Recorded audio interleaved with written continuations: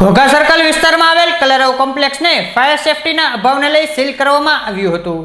ઘોઘા સર્કલથી રૂપાણી જતા રસ્તા ઉપર આવેલ કલરવ કોમ્પ્લેક્સમાં ફાયર સેફટી અંગેની ફાયર બ્રિગેડ દ્વારા ચકાસણી હાથ ધરવામાં આવી હતી।